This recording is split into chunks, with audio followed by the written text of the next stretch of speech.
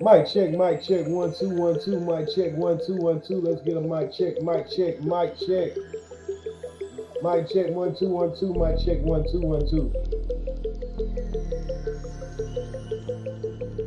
Mic check 1 2 1 2, mic check 1 2 1 2. Salute everybody in the area.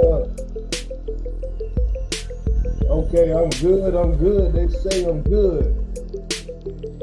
They say I'm good. How y'all feeling out there tonight? How y'all feeling out there tonight, man? Give y'all stuff a round of applause.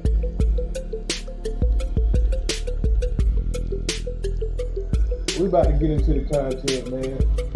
Man, I was just strolling through the YouTube Streetz before I got on here, man. Jeez Louise. I almost canceled this live, y'all, to talk about this skinny thing. Y'all see the skinny, have y'all seen the thing with skinny, y'all? Man.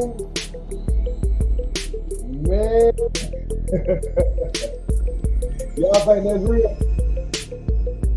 Y'all think that's real or fake, y'all? Y'all let me know here, man.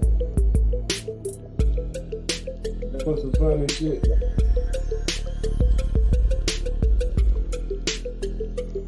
That was fun. Y'all let me know what y'all think that was real or fake. Y'all think that's real or fake? I know it was real funny, but you know, everything kicked us right now. I don't know if it was real, man. It looked like, I don't know, man. I ain't see punches or something. I feel like if that man was gonna go at him like that, he probably would have hit him first. I feel like he would have hit him first. Instead of just, kind of vibing on it. We gonna go over that, though. We gonna go over that. We gonna catch it on the next one.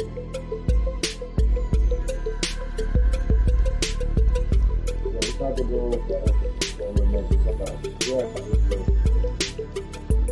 we'll catch that on the back end. We'll let them have it for the night, y'all. Let's get our story off the way. So, y'all, what we got left right now, we got the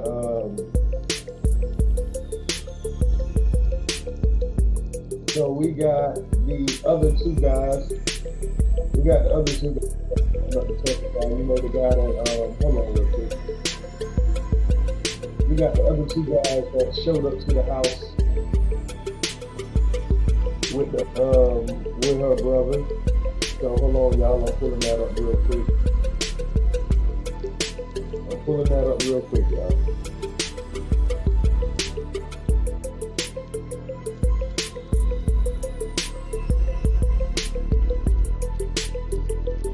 Hold on, y'all.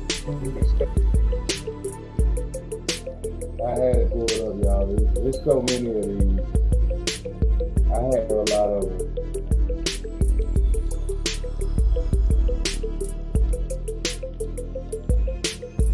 Alright, so we're gonna start here.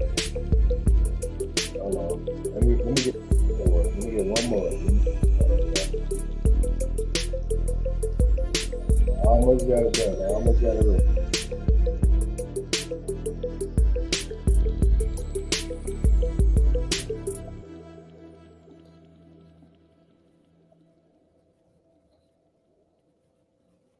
You say I sound like I'm in another room? Alright, I'm gonna switch at the mic. I think I'm camera mic right now. So give me 1 second, y'all. I'm about to switch my.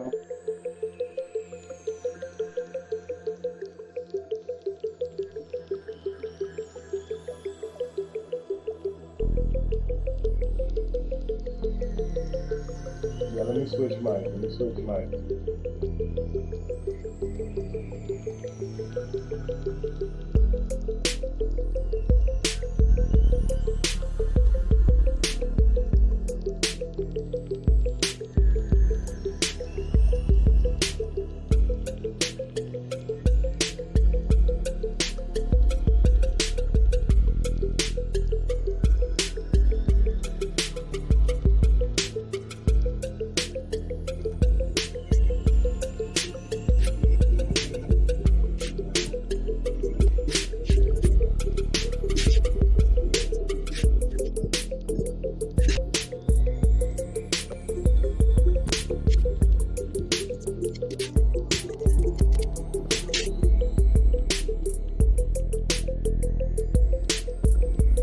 All right, y'all. How about now? How about now? How we sound now? Do we sound loud and good now? I think we back in the area now. I think we good now.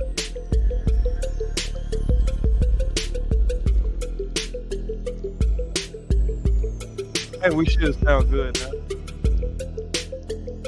All right, y'all. Let's get into it. Let's get into it. Pull this down.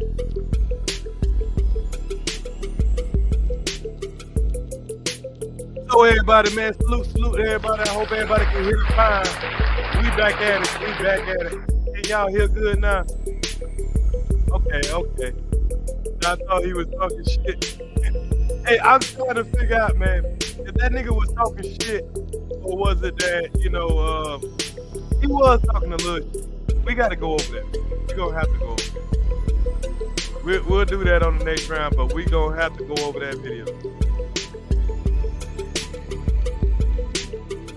So, but until then, let's get into this. Let's get into this trial, y'all.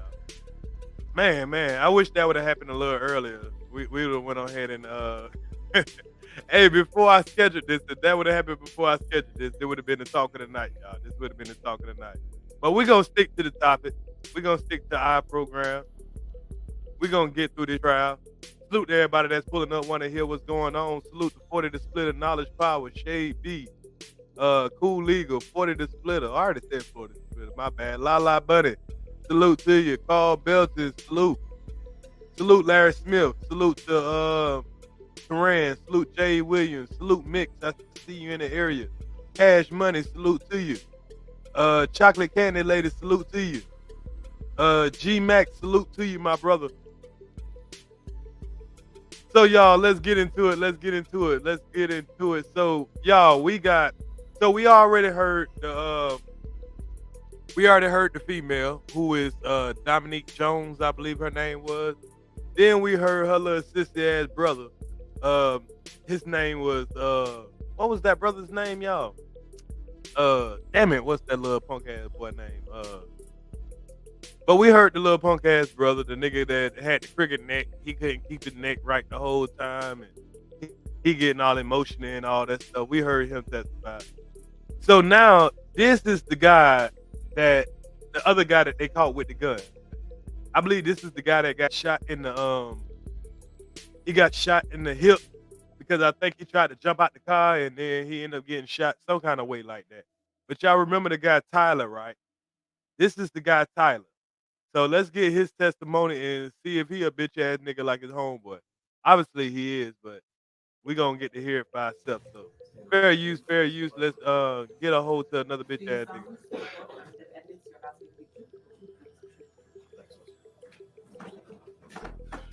Oh, no mustache having that boy. Nah, he look like he got a mustache at least. Salute Ricardo, Colin. Okay, when you're comfortable up there, please get close to the microphone and say and spell your first and your last name for the record, please. That's Tyler Robinson, TYLERROBINSON. Yeah, this all right, guy, thank you. You may inquire, Ms. Tyler. Edwards. This guy Tyler. This guy got. It's very important that everybody can hear you. Oh, okay, so just make sure you're speaking directly to the microphone. All right, tell the members of the jury what you do for a living. Salute, just being me. How you doing? Security, and I'm a student full time. So you are both a security, is it officer? Hold on, this nigga is security. Who the fuck is you security? You done got your homeboy killed. Did this nigga say he's security? Boy, stop it. Who the fuck this nigga securing? Man, I ain't about to have no yellow niggas securing me, and no disrespect to the trio yellow homeboys, but I'm sorry, I'm not having this. I'll be sure looking ass nigga. All these light skinned niggas all came over here with all this energy. Nah, bro. This nigga ain't being my security, y'all. Nigga say here, all these niggas go to school or go run around acting gay. Oh, okay, so just make sure you're speaking directly to the microphone. All right, tell the members of the jury what you do for a living. I work security, and I'm a student full time. So you are both a security. He must be security at like. How does that work? What's the hold on, yeah, bro? So, you must. What y'all think this nigga's security? This nigga got to be security at a daycare or something. This nigga can't be no real security, y'all. Ain't no fucking way. Ain't no way. We paying this nigga to secure us.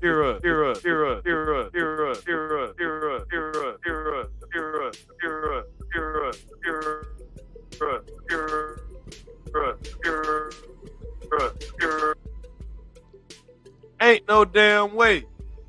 Ain't no damn way. Nigga, you is not no damn security, sir. A damn security, nigga. Get the fuck out of here. You have to get a security license and then basically work as a 1099 contractor wherever you can. All right, you're so soft-spoken. I just have to make sure you pull the microphone just a little bit close. Yeah. Yeah, you speak like a All right, bitch. so you're explaining that you work You as a speak security like guard. a bitch. Correct. Okay, and you said in order to do that, you had to get a license. What kind of license?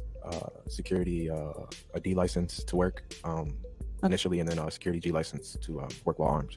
Okay, so the D license is without a firearm, and the G license is with a firearm. Yes, ma'am. And did you have the G license? Yes, ma'am. Okay. What about, you said something about being a student as well, is that correct? Yes, ma'am. Tell us about that. What are you doing in school? I just previously graduated, or recently graduated, with my AS Associate of Science in Paralegal Studies, and I'm currently pursuing my bachelor's in legal studies with a minor in political science. Nigga, you going to bachelor's locked up. It's not currently my plans. Currently, my goal is just graduating, but it's not completely out of the picture. How old are you? I'm 23. And so back in April of 2021, you would have been 21 years old? Yes, ma'am. I want to take you a little bit back in time to when you first met Keyshawn Jones. Do you recognize that person by name? Yes, ma'am. Approximately whereabouts in schooling were you? I met Keyshawn in sixth grade. I'm sorry, not sixth grade. I met Keyshawn My in bad, eighth y'all. grade. We met in gym class playing basketball. And you said that your relationship with Mr. Jones got to the point where you were friends. Yeah, that's like my brother. That's my closest friend. So you'd characterize it then as your Hold best on, friend. y'all. Let me go That's get me it. something to I heard drink. you I say gotta go brother. get some water. Best friends, brothers. Yeah. Did there ever come a point during the course of your friendship that you lived with Mr. Jones? Yes, ma'am. Tell us a little bit about how long you were living with him, and were you living with him and his family? Correct. This was later on, starting in high school, around about 10th grade summer, going into our junior year. I was no longer able to stay at home, so Keyshawn's mother and his family opened their doors to me and allowed me to stay with Keyshawn until we. And what high school were you going to at the time? I went to Palm Beach Central High School. And your family moved to a different county, is that right? Port St. Lucie. Port St. Lucie? Yeah, I'm not sure. And so how was it that you were able to stay in that school? Is it by living with Mr. Jones? That was the only way I could continue to go there. I wasn't actually able. I was no longer eligible to go to that school because I wasn't zoned for that district based on my mother's home residential address. So I was actually going to be moved to a different school much further away. So just to prevent that from happening, and just so I could stay with my friends, my mom and his mom allowed me to stay at his house for a little while. So this wasn't because you were having any issues with your family? There was some issues at home, but ultimately his mom and my mom just had a conversation, I guess, and just came to the agreement that it was best for everyone if I could just stay with Keyshawn and finish our schooling together. All right, While y'all, you were I living might- with Mr. Jones, might have you missed mentioned that his family was also in. All right, y'all. I might have missed something. My bad, y'all. My bad. I had to go get my data teaching glass, y'all, because I know we're gonna have a data teaching moment coming up. I know we're gonna have a data teaching moment coming up, so I want to have my data teaching cup ready. Let's get into it. My bad, y'all. My bad, y'all. I've been making y'all listen by yourself. In the home. Who exactly was living there? Keyshawn, his mother, his sister Dominique, his brother Antoine lived there briefly, and towards the end of us living there, his stepfather as well, I believe. Would you characterize the relationship that developed to become more close-knit, like a family? So these are a bunch of staying with y'all mama, staying with y'all stepdaddy ass niggas. Like, there are no adults in this situation. Everybody live with their mama, everybody live with their daddy, everybody live with somebody else. Ain't no adults in this situation. Whole bunch of motherfucking kids. Correct. How long were you living with the Joneses? I would say I was living there for like a year and a half, maybe close to 2 years. Okay. So he actually lived with them. No wonder he ready to ride. Yeah, homeless nigga always ready to ride. A nigga needs somewhere to stay. Yeah, you can always call that nigga ready. He always ready to fight. Anytime you need a nigga to ready to fight for you, find any nigga that ain't got nowhere to stay. That nigga gonna fight the hardest for you. So obviously we've already talked about how close you were with Mr. Jones. What about his sister Dominique? Yeah, that's like my sister. Did you view her in that way, like she was your sister? Yeah, actually, I have I would say, better relationship with her than I do my own actual blood sister. So yeah, I consider her sister. We have a good relationship. Okay. And what about someone by the name of Sebastian Jean Jacques? How did you know that person? Sebastian was also a good friend of mine. We met the first year of high school, so at Palm Beach Central. That was also like my best friend. Anybody else in this tighter group of you, Keyshawn, Dominique, and Sebastian? Not necessarily. We have a good friend named Landon. That's about it. What about Chris? When did he become a part of the group? This is going to be later into high school, closer to. I've known Chris my whole life, actually, since elementary school. So he's been kind of just a friend of mine, not as close as I would say as me and Keyshawn or me and Sebastian were at the time. But going later on in high school, around I would say really closer to graduation, going to prom and stuff like that. I would say all of us developed a close relationship, and that's when though I've known Chris since elementary school, when we graduated high school, we started hanging out more on an everyday basis, like Sebastian and Keyshawn and I were. Okay. Had you ever met So y'all a bunch of dudes that like to hang around a bunch of dudes. I don't be getting these dudes, man. Like when I was in high school, I wanted to hang around females. These dudes, they hang around a whole bunch of dudes and call themselves brothers and all that. Like y'all niggas ain't never get y'all a life. That's what the problem was. Y'all wasn't getting no coochie. Bunch of light skinned niggas want to hang around each other. someone by the name of Travis Rudolph? Not physically in person, no, but I was introduced to him on like FaceTime as Dominique's boyfriend at the time. Okay, so you were close enough with. Do y'all think one of these brothers was smashing old girl? That's probably why they were so passionate about coming over there and fighting about him. One of these niggas done smashed him, in my opinion. Dominique, that you knew who she was dating. Correct. And you knew Dominique had been married previous to her relationship with Mr. Rudolph. Is that correct? Yes. Were you aware of whether or not she and her husband were still living together as a couple or still together as a couple by the time she started a relationship with Mr. Rudolph?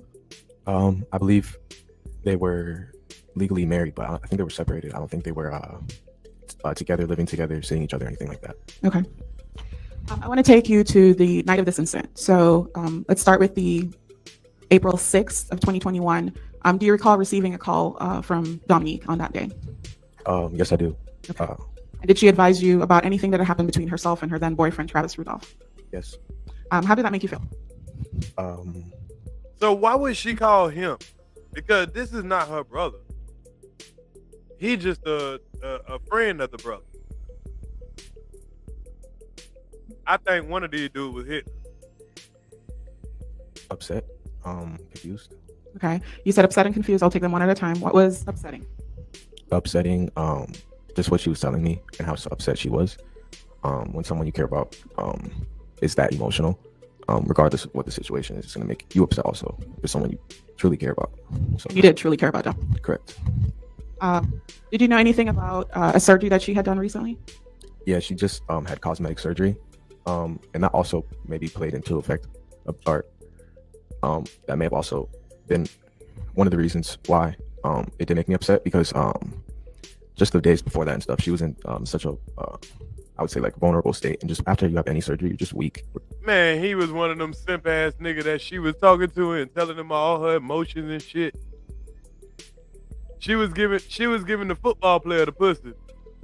But to these niggas, she come and tell all her emotions and shit. She come to this nigga for the talks. She come talk to him while she giving the football player the pussy. That's why they niggas were mad. Regardless of what the surgery is. So I just saw her in a much like weaker and vulnerable state. So You also said confusion. Explain that for us. just confused because I was under the impression that this was like I don't know the relationship well enough to call it a healthy relationship, but a normal functioning relationship. So when someone calls you that upset, telling you that something like this happened, it's obviously a bit confusing at first. Okay. So you thought they didn't have this type of relationship. So when you heard that was Correct. So did you call other people? Did you call any of your friends to let them know what you'd been told by Miss Jones?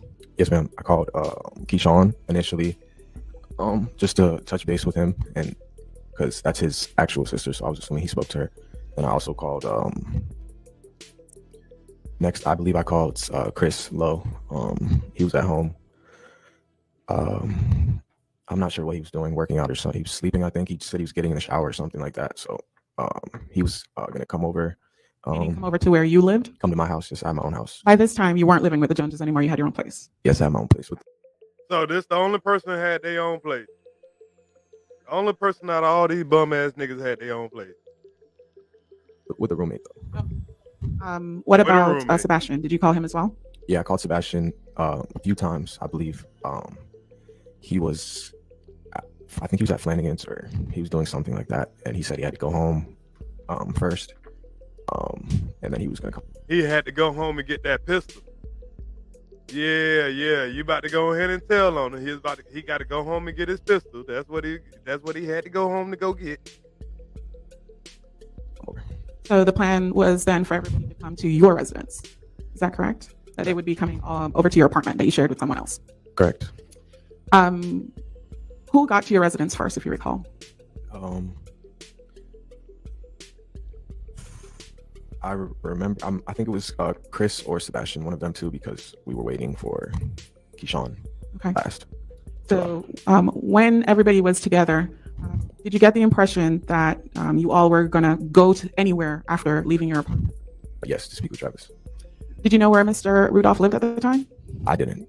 I knew the area, but like specifically how to get there and stuff. I wasn't exactly sure. That's why we were waiting on Keyshawn.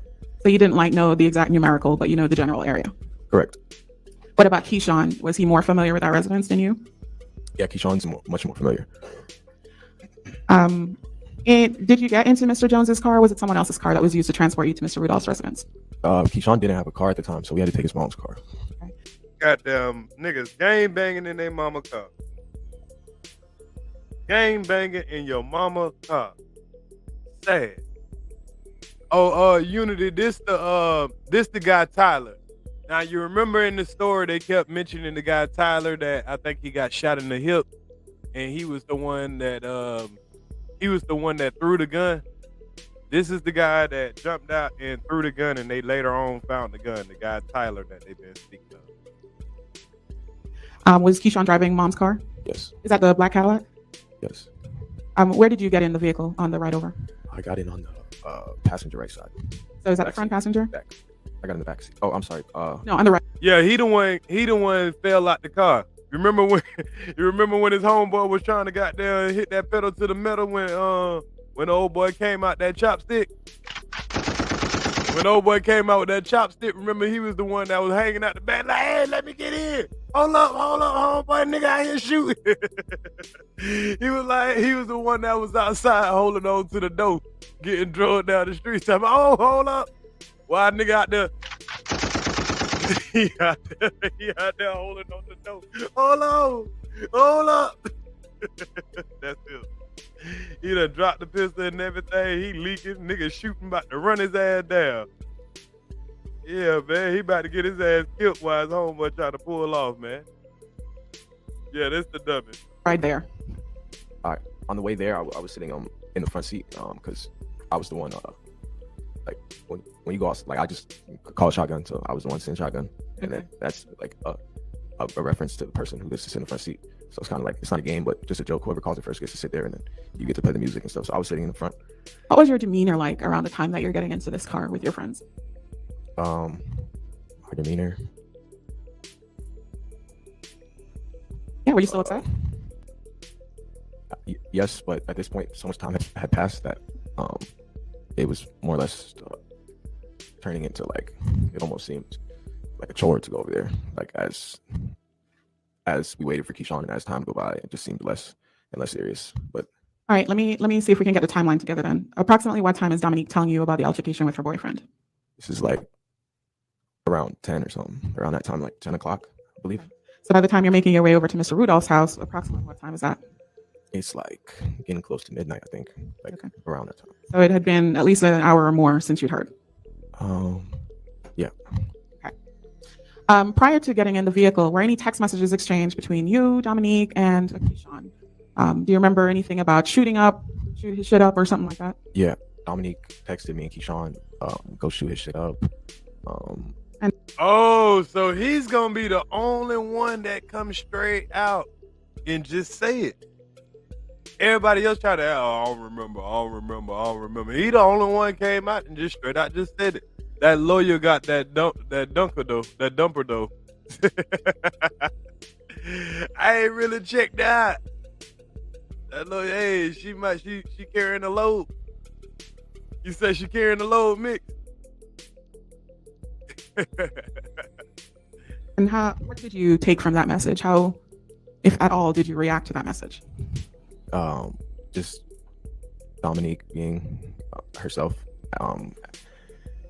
When she's angry, she tends to blow things out of proportion at times. I don't want to say exaggerate because it's hard to say what somebody's truly feeling or if she is feeling that way, if that's just how she's reacting. But when she texts stuff like that to my phone, I don't really take it too seriously. Okay. So by that time, you'd been well enough acquainted with Dominique that message did not send you into rage. No, not that message in particular, because she kind of acts that way and when she gets mad at me or Keyshawn or she just wears her emotions on her sleeve. So I just figured she was being a bit y'all emotional. know she do the People most. are emotional. They Y'all say know things she that are do really the irrational most. sometimes. Okay. Do you remember a message from Keyshawn about Travis is a dead man walking or anything like that? Yeah, Keyshawn did text that in the group chat. What was your impression? Damn, but this nigga out here just snitching. This nigga ain't holding no bars. He like, yeah. Keyshawn did text that. Yep, he said it. Yep, he said it. After reading that message? Just Keyshawn trying to be a man, I guess you could say. His sister's clearly He trying to be a man. He trying to be a man. How he trying to be a man? Is he a man or not? Salute just being me. It's fun watching with you guys at Earz. Commentary keeps you laughing. Yeah, man. I find it more enjoyable watching it with y'all too, because I can watch this stuff all day, but it's way more enjoyable being able to talk my shit. Because me and my old lady be watching this and I just be talking shit through the whole thing. Not like, man, I might as well go live if I'm gonna talk all this shit. But I appreciate you just being me. We appreciate you. Man, all these dudes are trying to be men. All these dudes are just learning what it is to be out on their own. They just getting their first little gun license. You know, their mama starting to let them hold a car on the regular. This dude just got his own place with his roommate. You know what I'm saying? And I hope his roommate wasn't no female, because I know damn well you ain't leaving no cheek to go set yourself up with a whole bunch of dudes. I know damn well you ain't do no dumbass shit like that. Your roommate better been another dude. Probably was, because these niggas love being around some other dudes. I ain't lying. Emotional. He wants to respond in a way to let his sister know that I am your brother and I'm gonna protect you. Not necessarily in a literal sense, but like he said, that nigga real emotional. That nigga more emotional than his sister. I guess you could call it a figure of speech. As you all piled into that car, do you remember whether or not there were any discussions beforehand about you bringing your firearm to this residence? Briefly, I had a discussion first with Keyshawn. What was that about? Oh shit! Y'all remember Keyshawn told them that he didn't know that this man was bringing his gun. Oh shit, y'all. Y'all remember that old boy said he didn't know that he was bringing his gun. Now he telling these folks, he told them he brought his gun. He was bringing his gun. They had a discussion. Somebody about to get charged with perjury, y'all. And it ain't gonna be goddamn old Al B right here. I mean John B right here. Cause he went on here and telling me, he like, man, I ain't about to play with y'all folks. I just graduated. I ain't about to play with y'all. Them niggas playing. They don't know the seriousness of what they doing. This man ain't got time to play with these motherfucking folks. He just gonna tell them the truth. Go on about his life. This guy here, he want his future. Keyshawn telling me he left his fire home at, or It's hearsay. Listen, the objection, and both sides have used this, the objection non-responsive is really reserved for the person asking the question, but it is hearsay, so sustain. Unless there's an exception to the hearsay rule that you'd like to tell me applies. Your Earz, Judge, also this door has been opened by cross-examination by other witnesses. Not with this witness. I'll move on. Thank you. So, Mr. Jones, you said there was some conversation without going into details about it, correct? With Keyshawn, yeah, I had a conversation with Keyshawn personally. And did you get the impression that you were not supposed to bring any firearms? Yes. Okay. What about, why did you bring it then? Just two reasons. Well, one, I was scared. I didn't want to go over there with three of my brothers, and they're looking to me for protection. I didn't want to go over there with nothing, not knowing what we're going into. Initially, I left my firearm inside, and we were getting ready to leave. But I also had a conversation with Sebastian. Again, without telling us anything about what anybody else said, right. Did you also have a fear that you needed to bring it? Right. It was basically a fear I had to bring it. First reason, and then the second reason, around this time, I just recently filed my application to receive my concealed license permit. So I was. So all y'all niggas got y'all permit, and that's when y'all niggas thought y'all was some gangsters. Don't y'all notice that that's the main thing in comment right now, y'all? All these niggas just hit the age where they can get a gun permit. As soon as they got those gun permits, them niggas thought they was some gangsters. Just kind of excited to have my firearm, and I just turned 21. So around this time, I'm bringing my firearm with me, casually places. I don't want to say everywhere, but I'm bringing it. Hold on, what the judge to a lot of said? places at this time. I just thought that's what men do. So you're sort of getting into learning how to carry it with you a bunch. Correct. Got it. What about So pretty much you've been a bitch your whole life. You finally got to touch a gun and all this. Okay, we get it. You look like a nigga that got beat up a lot. the right over there? Did you take it out of your pocket, show it to anybody else as you were in the car or while you were in your apartment? No, there's no reason to. These are my brothers. Okay, so let me go back. So I want to hear what the judge said, y'all. I went to go get me I went to go put me a bottle of water in the refrigerator. Let me see what that good judge said. Just two reasons. Well, I don't know if I went back further enough. There's an exception to the hearsay rule that you like. Okay, I know I was there when the judge said hearsay. I guess you could call it a figure of speech. Yeah, Keyshawn did text that in the group chat. What was your impression after reading that message? Just Salute dead Keyshawn, black. trying to be a man, I guess you could say. His sister's clearly emotional.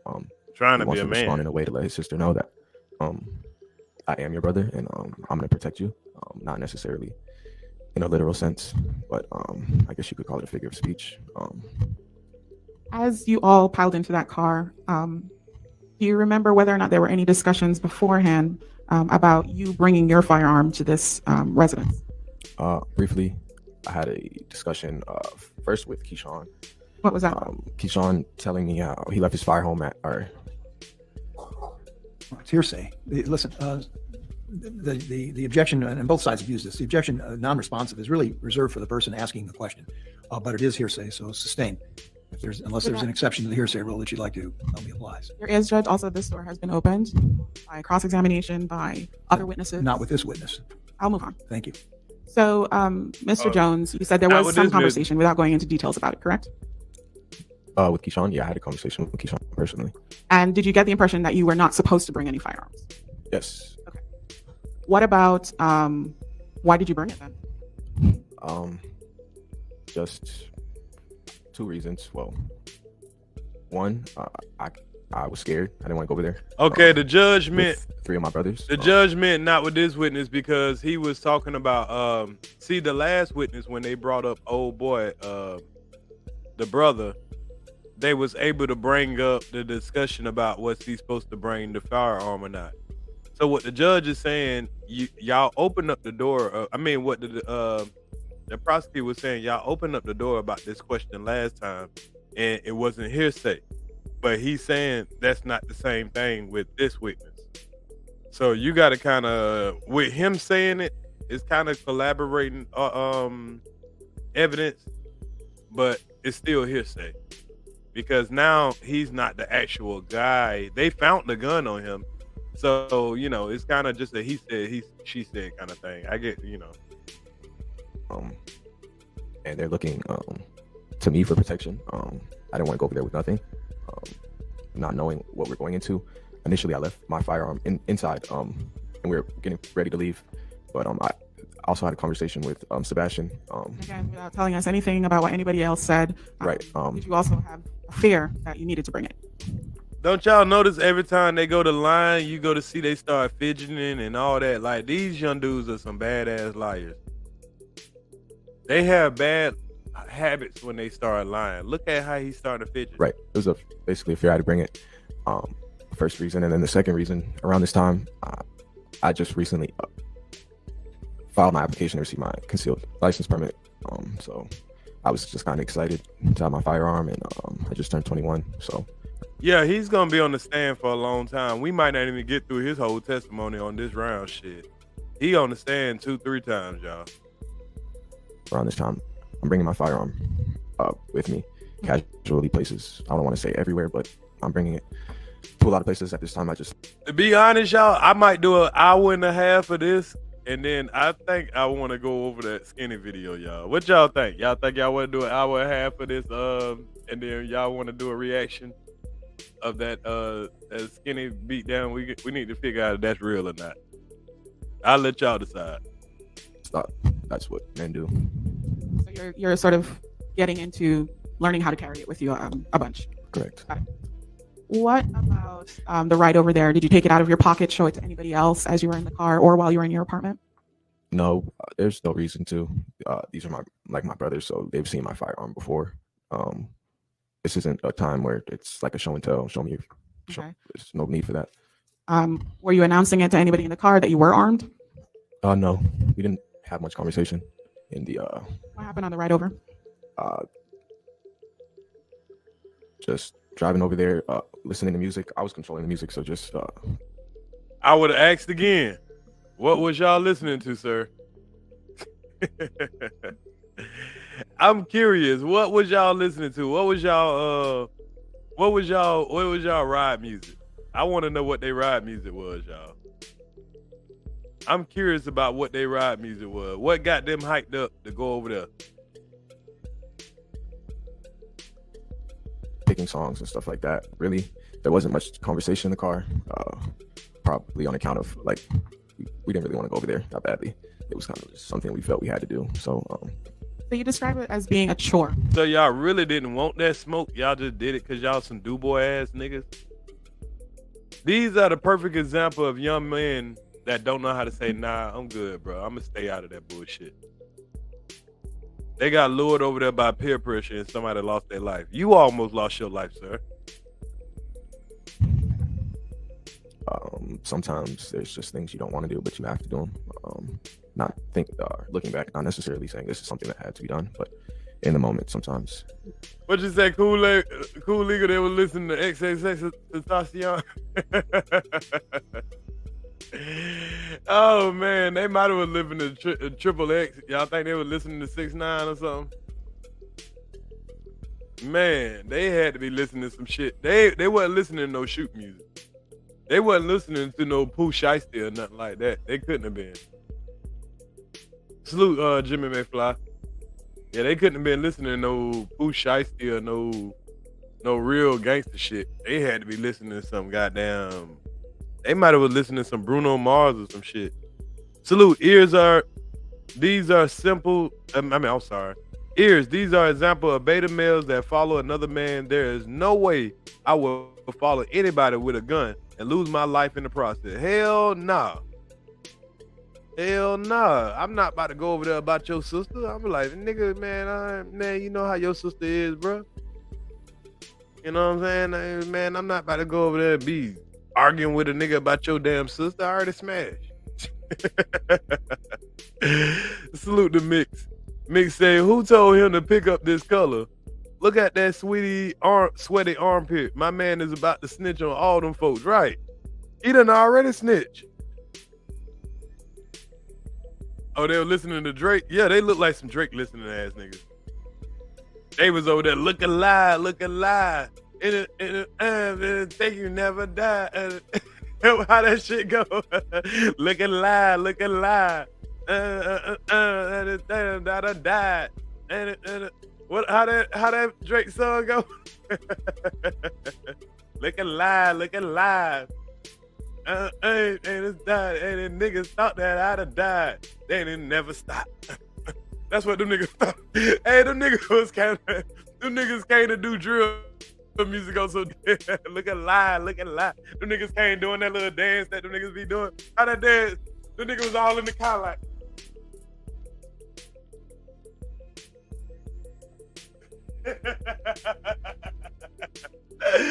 hey, imagine a whole bunch of Drake niggas look alive, niggas thought we almost died. Yeah. How that Drake shit go, y'all?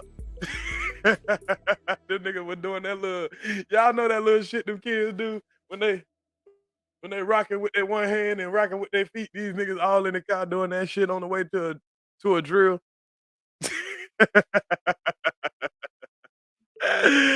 Oh man, I ain't lying. There's things that you may have to do and you don't want to do them, scared to do them, or you do it on account of helping somebody else. So those is one of those things. By the time we're heading over there, me personally, I didn't even want to go over there anymore much. And you could just feel that energy in the car. Like no one really wanted to say it, but it was like none of y'all niggas wanted no smoke. Pretty much. All y'all niggas was really pump faking. None of y'all niggas was about that life, pretty much. I can't speak on what my brothers felt, but it was that's how I felt. Like, why did you still go? Why did you feel any pressure to still do it? You almost died. I don't know, just trying to be a man and stand up for Dominique. She can't stand up for herself, or shouldn't have to. She's a woman, so. Okay. When you got to the Rudolph residence, did you park at the front of the residence or somewhere else, if you remember where Keyshawn parked? Keyshawn parked like a few houses down the block, basically. Do you remember driving around trying to case to see if, anybody was home at that residence? There were cameras, anything like that? Yeah, we were driving past. I remember initially Keyshawn turned down the street and just out of, I guess you could say, fear of the unknown. I didn't know. Salute, I never Lima. Personally, I can't, like, this is not something that, I guess the correct way to word it would be like, Had you ever done anything like this before? True. Well, it's not leading. It was not a leading question, but finish your answer. Mr. Robinson, go ahead. Yeah, I was basically finished up with that answer, but to answer your next question, no, I haven't done anything like this specifically before. Right. Trying to be a man and stand up for Dominique. That has a role, nothing to do with being no man. You standing up for that woman ain't got nothing to do with being no man. Say trying to be a man with a pink purse. Oh man, pink handle 22.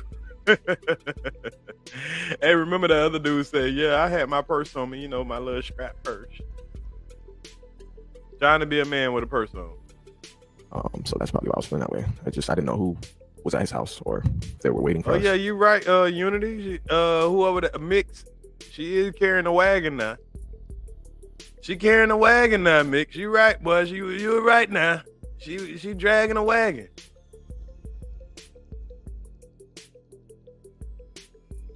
Nigga said trying to be a man. That soul boy neck movement tell us who he is. Yeah, that cricket neck ass nigga. All y'all niggas got these necks, man. What's up with all these niggas in the necks? We gonna call y'all niggas the neck crew. For what was happening, so. So you went over there to shoot up the house? No, ma'am. What did you go over there for?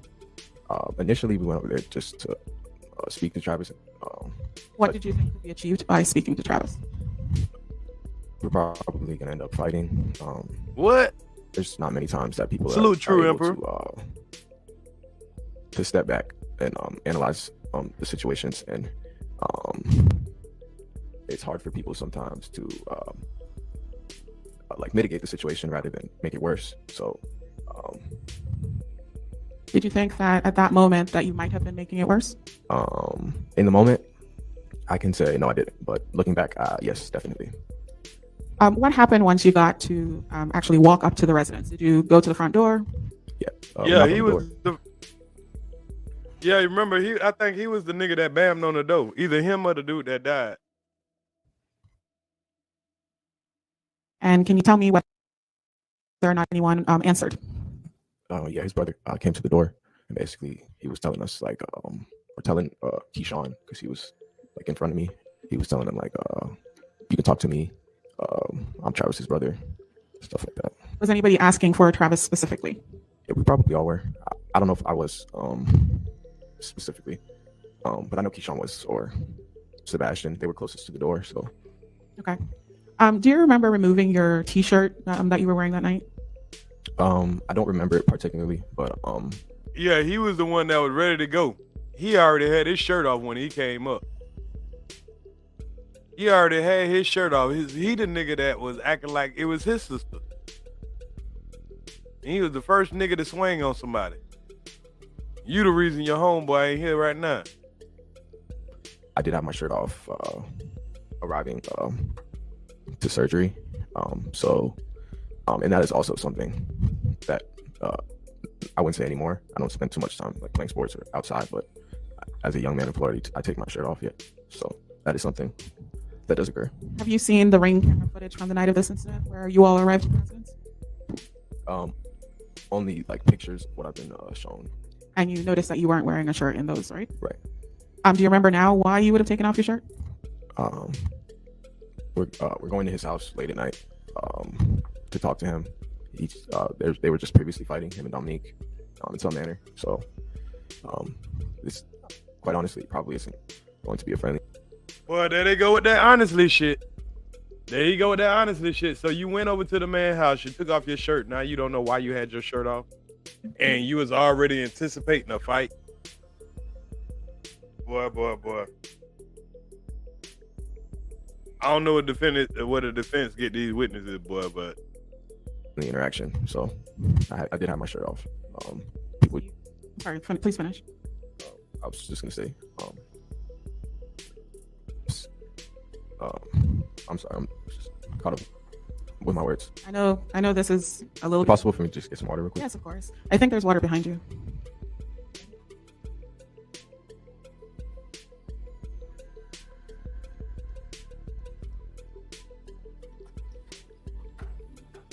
All right, and if you need the water as we're going, feel free to drink. Sorry about that. Okay. No worries.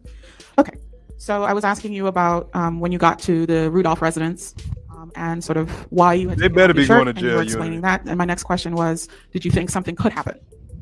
Yeah, probably. You didn't think that he would be happy to see you there at that time of night? No. I don't know specifically why I took my shirt off. Maybe I thought, I don't know. I couldn't tell you. Going over there with Keyshawn, it was kind of a sense of like he won't hurt Keyshawn since we're with him. So maybe that I was trying to play into that bit. Maybe if he saw that we were with Keyshawn, that it wouldn't even get to that point, and it would just have to stay as a conversation or probably argument. What happened? Did Mr. Rudolph Travis ever actually exit the residence? Yeah, he came out of the house eventually, and that's when the fight started. The fight broke out. Nah, nigga, no fight just don't break out just from that man coming out. Who hit who first? Y'all see how when a person hits you first, they all want to say, oh, a fight broke out. That's just how old girl said. So just the fight broke out. No, you hit that man. You punched that man when that man came outside. My nigga talking about, yeah, just a fight broke out. Just everybody just broke out fighting, huh? What started the fight? Travis ran towards Keyshawn. Salute in your truth with and the was trying to comments. slam him on the floor. In your comments basically. with the truth, I'm sorry. And what did you do in response to that? We kind of got like all wrapped up. I'm kind of having him in like a headlock, trying to grab him off Keyshawn, but I can't really. So he was on Keyshawn's ass, and you tried to grab the headlock. So did the fight? So he's describing how the fight went, and I think the fight, if you ask me, I think the fight went a little something like this. Yo, what up? what up? It's Wigmate 912. I got him on video. This is to the streets. Y'all know what time it is. You niggas ain't never really got your ass whooped. I think this how the fight went, y'all. I think this how the fight I went. get powerball by niggas way bigger than me. What niggas frontin' like they really want beef? When they know they want peace, they soft as baby's ass is sweeter than some bear meat. I feel like Elmo way these pussy niggas tickle me. They see me in the street and beat their feet like a track meet.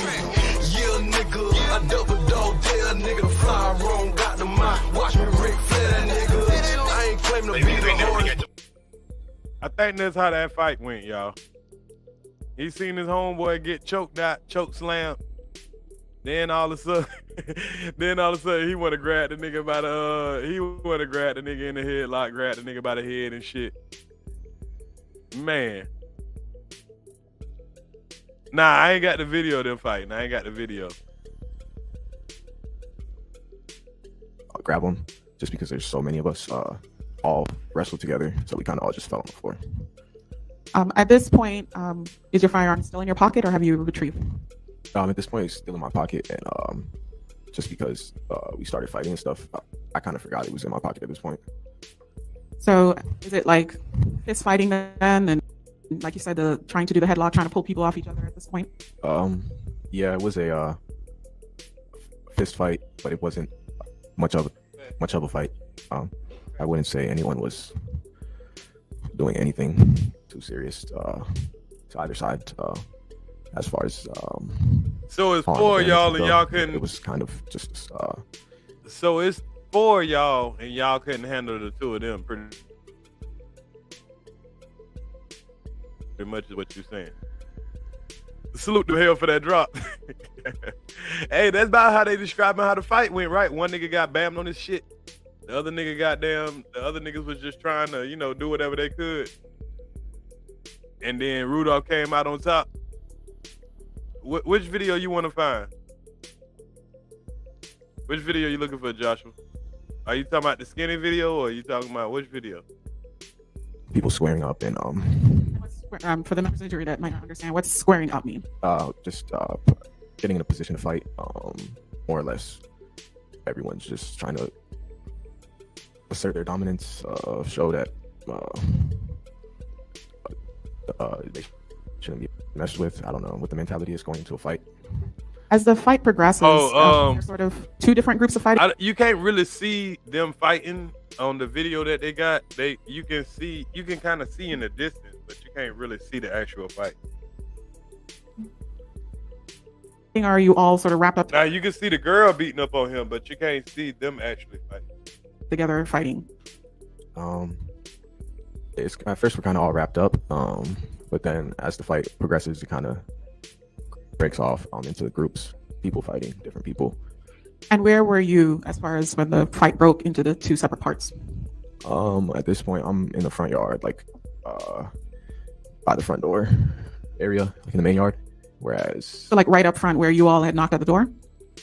Right. Okay. In the front yard, not on the porch. By the door, not by the porch. Not on the porch, but actually in the front yard. So the grass then? Yeah, the grass area up the front, closer to the street, sidewalk area. And who is in your sort of group that are fighting right there? Me.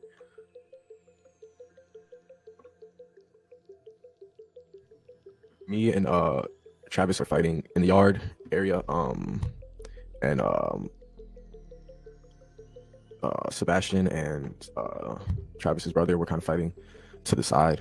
And at this point, Keyshawn and Chris are kind of happened so fast, so I'm explaining it. And it seems like there's so much downtime, but I'm saying within seconds, Keyshawn and Chris are standing there now, and then a few seconds later, it progressed even further. Did you pull out your firearm at any point in what we've described so far? No, ma'am. He pulled that gun out sometime. As the fight is you ain't bring that now, gun out. Keyshawn has joined into your fight with Mr. Rudolph Travis. Are you continuing to fight? Does there ever come to be a lull in the fight? I would say, yeah, there was a huge lull in the fight. No one was really swinging anymore, just because, as I said, this wasn't like a big I guess you could categorize it as a brawl because of how many people were fighting, but it wasn't It wasn't like we're trained professional fighters and they're trained professional fighters and we're going blow for blow, and it was kind of just silly slipping, falling, a few punches being traded, people being tackled. It was just a weak fight. Almost wasn't fighting too seriously. That mean y'all niggas wasn't doing shit. That's what that mean. Little Steph Curry, y'all niggas was getting y'all ass whooped. Y'all niggas came over there 4 deep to get y'all ass whooped. Damn, what the hell happened? I don't want to say that, but just the end result wasn't very good. Can you tell us whether or not Miss Rudolph's mom was outside at any point during this fight? Yeah, she was outside. What she was doing or saying? She was trying to show us something on her phone. I guess a video from earlier of Hold up, y'all. Hold up. What happened? Oh, there you go. Okay. of what occurred or something that happened. Did y'all stop to watch it, or what happened with that? No, I didn't get a chance to see what video she was trying to show us. Everything's happening so fast. She's trying to show us a video as we're fighting. So basically, I didn't really hear what she's saying until we kind of paused for a moment. And then there's kind of a brief break. And then I kind of got punched again, which started the fight back. Okay. So you said there was a lull. Then you could kind of hear what she was saying. Then you got punched. Who punched you? Do you know? Travis punched me. Oh, you got 2-piece by Travis. Oh, shit. He got 2-piece by Travis. Oh. What? Oh, man. Travis 2-piece his ass. You brought your ass over there. You was the lightest nigga in the crowd, so you was the first nigga to get punched in your shit. We got to drink to that. Time to drink to that, y'all. Let's take a drink to the first nigga getting punched in his shit for pulling up. So you got Kev load, huh? Yeah, you got Kev load. As soon as you pulled up, nigga punched you in your shit. First, I'm gonna punch the first light-skinned nigga in his face. Lightest nigga get punched first. Hey, you bring your ass to my house. The lightest nigga in the crowd getting punched first. I'm letting you know right now. The lightest nigga getting punched first. I ain't lying. Time to drink to that. That'll teach him. You bring your ass to my house, I'm punching the lightest nigga first, and that'll teach him.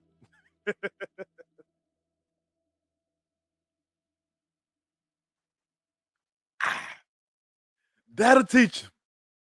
Lightest nigga get punched in the face first.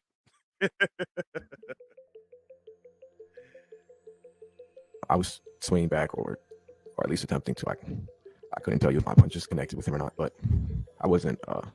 You weren't just sitting there. I wasn't just standing there letting him punch me. At this time, I'm kind of trying to like ask him what happened. Like, hold on. So you getting punched on now? You talking about what happened? Hold on, bro. Come on now. You came up there, you punched the nigga. Now you getting punched all on, and now you talking about what happened? What happened? What happened? What happened, y'all? What happened? not in a way that's very open-minded. Not asking him what happened, but more or less in an accusational manner, kind So of. you're confronting him at that point.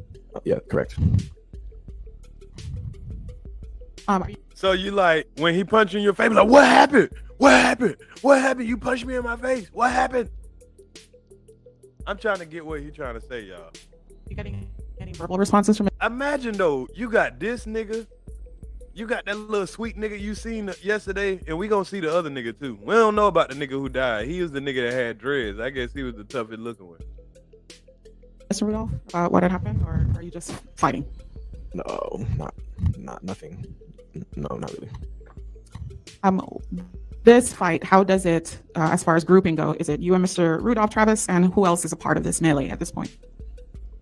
At this point, for about 5 to 7 seconds, it's all about it. Last 5 to 10 seconds. That's as long as it lasted. Me and after I got punched, me and Travis are kind of squaring up or engaged in a fighting position for about 10 seconds, and then Keyshawn and Chris and Sebastian are all in my peripheral, and within these seconds, I see, like I said, Sebastian's kind of more fighting his brother, where Keyshawn and Chris are at this point kind of I think they came to the assumption first that it was probably time to leave, so they're probably after they was getting their ass whooped, they're like, you know what, this is a bad idea, y'all. It's a bad idea. We getting our ass whooped, y'all. Time to leave. just focused on getting back to the car at this You time. see them actually exiting and trying to leave? Out of my peripheral, I realized that they weren't close to me. You realize that your homeboys done ran. They seen what they seen. I'm gonna tell y'all what happened. They seen Randolph get loose. When they seen Travis get loose, they seen him going in that house. When he went in that house, they know that nigga was going to get that chopstick. And that's when they realized, time to go. They left their homeboy. This is what happened when you go to war with bitch ass niggas. You can get your ass left and killed. But when that nigga came out with that chopstick, he was the only nigga standing there like, you got it, you got it. Them niggas left your bitch ass. You just realized your homeboys ain't your homeboys. I could see that they were moving further and further from where I was, so I didn't necessarily know that they were leaving until a few seconds. That nigga said, I can see them moving further and further. Them niggas was fading away on your ass while you over there one-on-one getting your ass whooped. And the nigga that went and got that chopstick, them niggas back at the car. That's why when you got down there to the car, niggas was already pulling off of your ass, hanging out the car, getting shot. They ain't such your homeboys no more, ain't it? Seconds later, because again, it's not like this was like a long, it was like quick. So like a few seconds later, I heard Keyshawn say like, "Oh, we gotta go. It's time to go." All right. Did you notice that when your attention was distracted by that, Mr. Rudolph went into the house? Yeah, I seen him run into the house. Where was Mr. Rudolph? I told y'all, he seen that nigga run into the house. Keyshawn seen that nigga run into the house. Old girl told y'all that nigga got an AR-15 with some monkey nuts. And y'all niggas went up, man. If somebody told me that this nigga got an AR-15 with some monkey nuts or some titties, whatever they like to call it, I'm not going over there all that woofing. I'm not going over there to wolf. I'm shooting first. You know this man got that chopstick in there with the monkey nut. You ain't got no business over there doing all that capping. Selling wolf tickets. You do not sell wolf tickets on a nigga block with an AR-15 with monkey nut. Nah, you don't sell wolf tickets on that block. His mom at that point when he ran into the house? She was still standing outside. Was she near you? Yeah. At this point, we've moved closer to the driveway, where the closer to the intersection driveway area. So we're standing there towards the end of the driveway.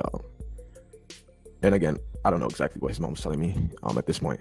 Is she still sort of trying to get you to look at something in her hand? I believe so. But she dead ass wrong though for sending them boys over there on that mission though, knowing that boy had that stick like that, man. You know that boy got a stick like that, man. You don't go over, you don't send them boys over there with no handguns talking about shoot that man shit up knowing that man got that stick. Nah. Did you get concerned at all when you noticed Mr. Rudolph was heading back into the residence?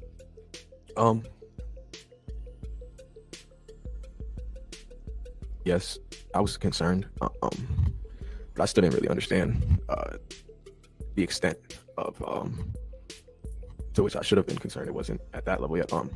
More or less so, like, where's he going? Like, that's kind of odd that we're all fighting and he just ran into the house.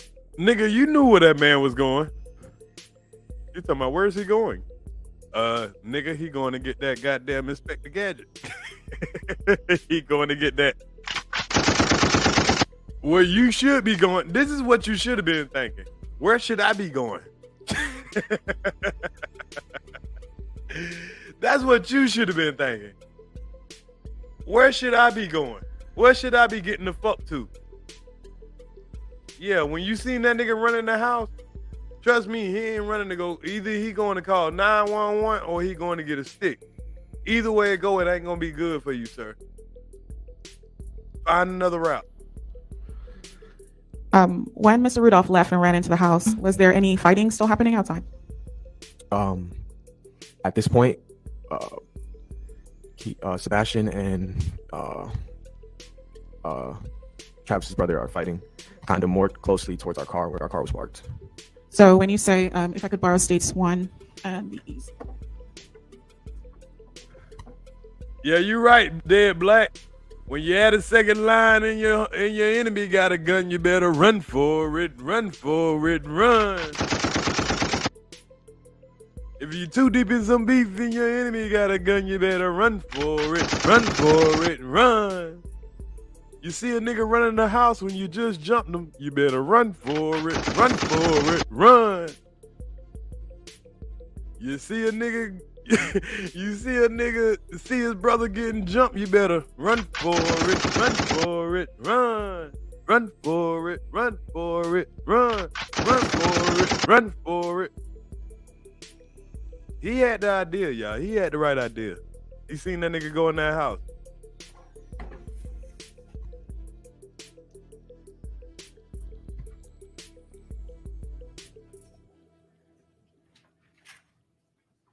You need Mr. Robinson to step If you're down. too Okay, why don't you deep, step if you're down, too Mr. You're deep gonna in be some testifying beef over and here them in just a boys minute. got a gun, you Just making better sure I run for ask it, permission for run that. Yes, if I for could it, have- run. Is it possible if I can stay seated?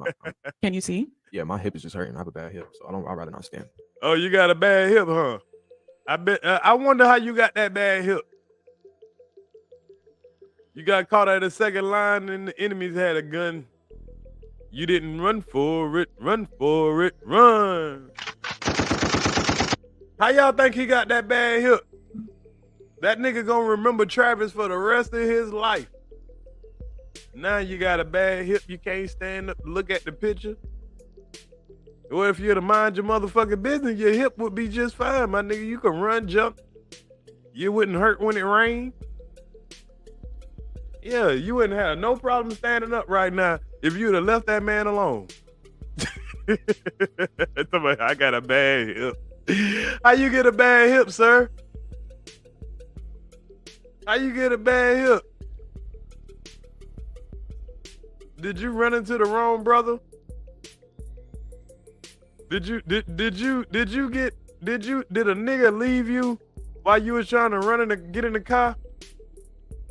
While you was trying to jump in the car, did your homeboy pull up? Did you not run for it, run for it, run, run for it, run for it, run? Salute, love, ladies. We listening to this crybaby ass nigga talking about how he got a bad hip. He got a bad hip because he ran up on the wrong man. If he would have stayed his ass at home, he would have a nice hip right now. He would have the hip of a 23-year-old man. But instead,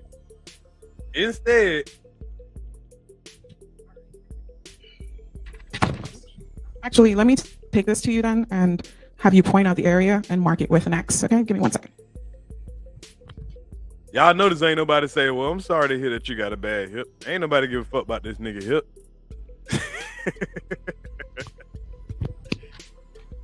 Thank you. Remember, y'all, he was the one got shot in the hip. The other one got killed. He was the one got shot in the hip. He was the one got caught with the gun. They found the gun because they followed his blood and they found the gun. The other niggas got rid of their gun. They know them niggas threw their gun. They had guns. Okay, Mr. Robinson, if you could, with an X, with a marker, just mark approximately where you believe Sebastian and the brother were fighting.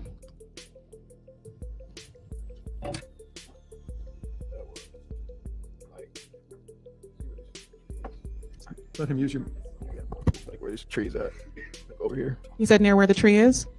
This tree on this side of the road, but The tree on the side of the road where the residence is. yeah, there's kind of like, you see this? It's not a shadow, but it's kind of like where the tree is, kind of like right over here somewhere. That's where they're fighting at. So, okay, got it. We're parked kind of like over here. Okay, all right, thank you. All right, permission to publish that to the jury, Judge? Sure.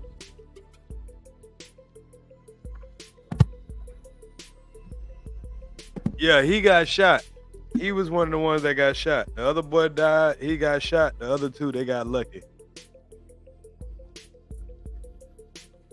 Our brother should have been the one that got shot.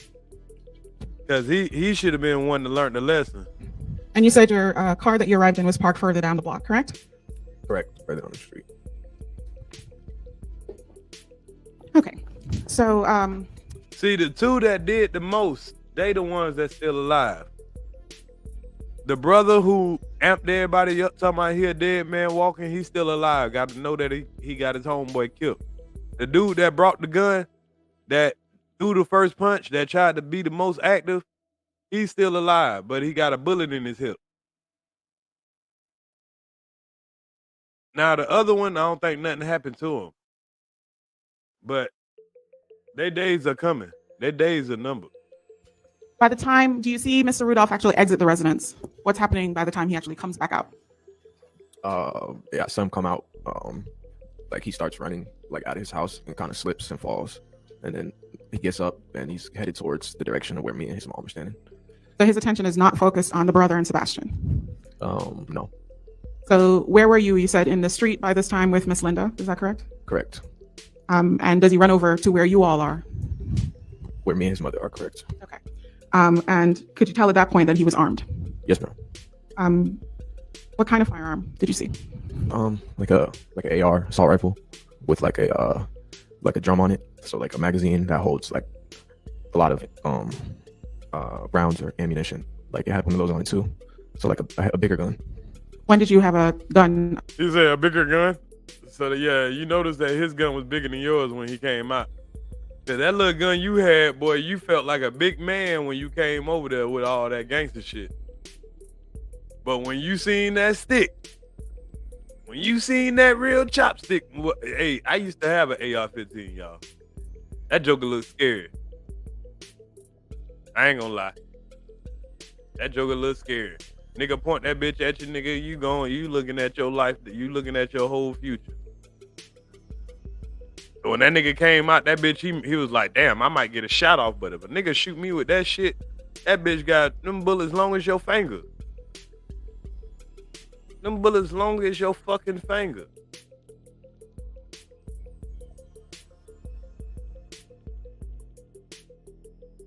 Of that type. I'm sorry, what was that? Did you ever have a firearm like that? I wasn't sure if that's what you were saying. Like that? Yeah. No, I haven't. I was describing what the firearm is. Gotcha. You're describing his firearm. Correct. Okay. And you said it was a bigger rifle type firearm with a barrel? Yeah, like an AR. Did you say anything, do anything upon seeing him approaching you with that item? Yeah, at that point I kind of realized fighting's over. And I was just kind of more thinking about just leaving, getting home with my brother. So I'm kind of telling him like, you got that. Like, what does "you got that" mean? Just like a form of a form of surrendering. Like you actually put your hands up like, you got that, you got that? Yeah, like regardless of what just took place or occurred, it's not really important. You're clearly asserting yourself in a way that's much more serious than I initially thought it would be. So I kind of just am surrendering, letting him know that it's all right. You don't got to do all that. So that, I think you described earlier that if you're in the fight, people are trying to exert dominance, so to speak. You remember saying that? Correct. At this point, he's won the dominance fight. Correct. That's about as far as you can take it. Yeah. What's in your head at this point as you got that, your hands are up, you're surrendering? Can you see, for instance, what's going on with the brother and Sebastian? At this point, I briefly look down to see just where everyone's at, and I see Keyshawn and Chris towards the car, kind of already getting in the car, and Sebastian was still in the street fighting with Travis. So them niggas already in the car. Y'all niggas playing. Them niggas halfway up out of there, boy. Them niggas like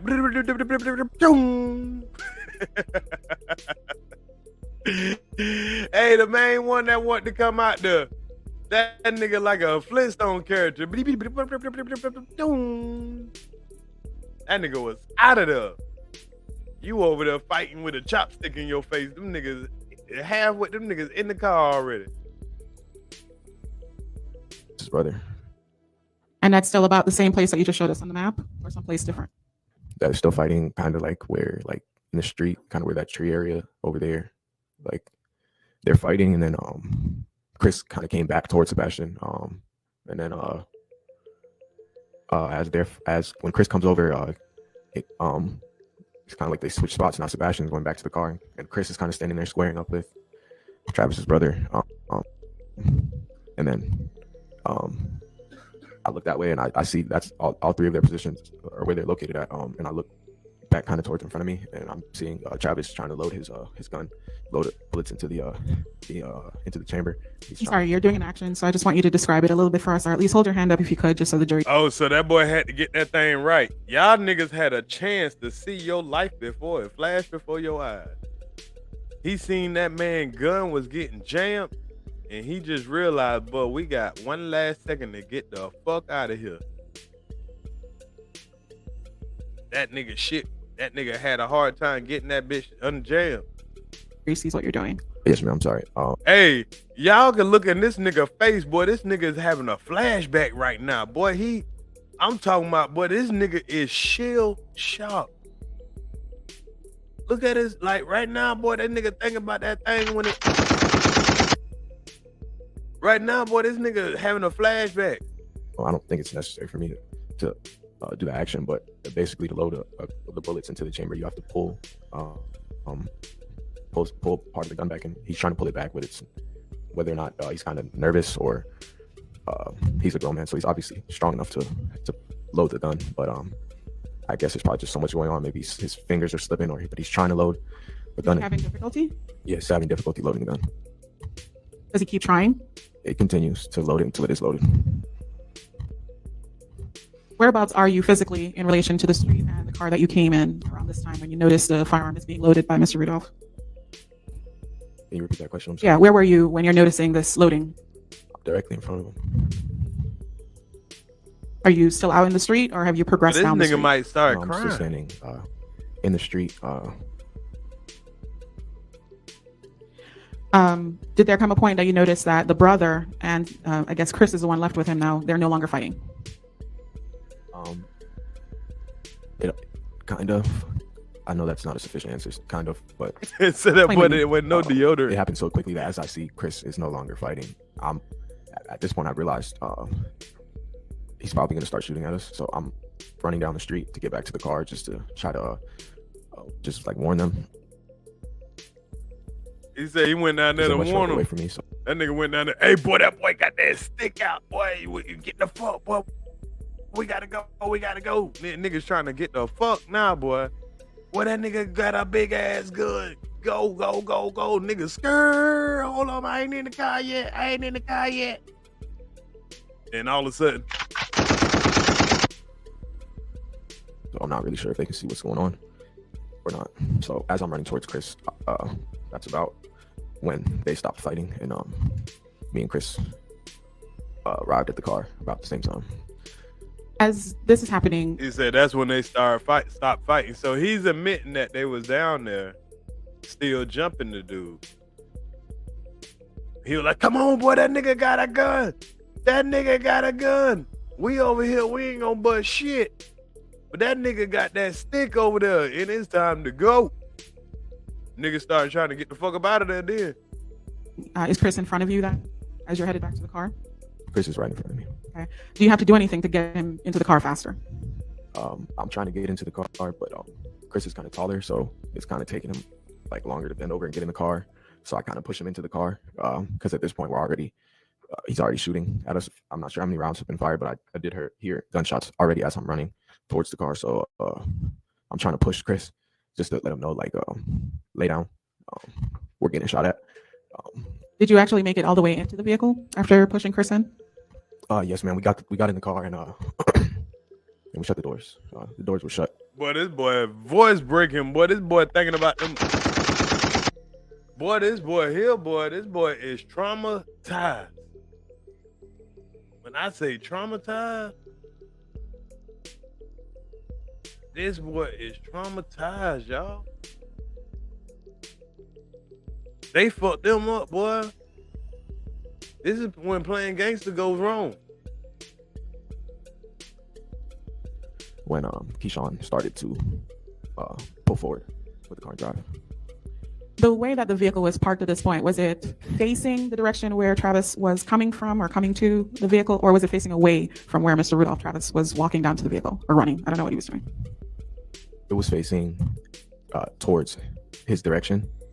In hindsight, there's no blame on how you park a vehicle, obviously, ever, but we probably could have parked facing the other direction and left a bit quicker. But obviously, you don't understand the severity of the situation.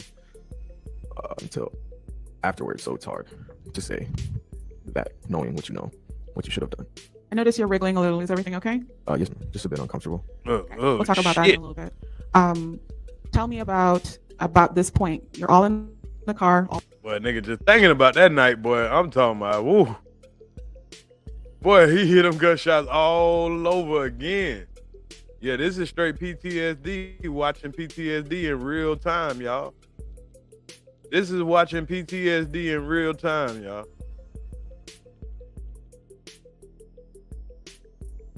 All the doors are closed. Is the vehicle moving?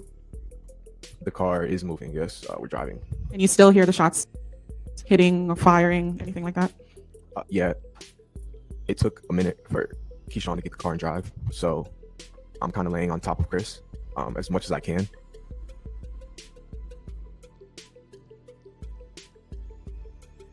For the vehicle where your feet would go, where your legs would go in the vehicle, he's kind of filled up that whole area. These niggas, hey, this nigga said he laying on top of that nigga inside right there. Them niggas getting as low as possible, boy, when they heard that. Boy, these niggas done got yin yang low. Get low, get low, get low, get low. Yin yang in this thing. Yin yang in this thing. Let me see you get low. That thing had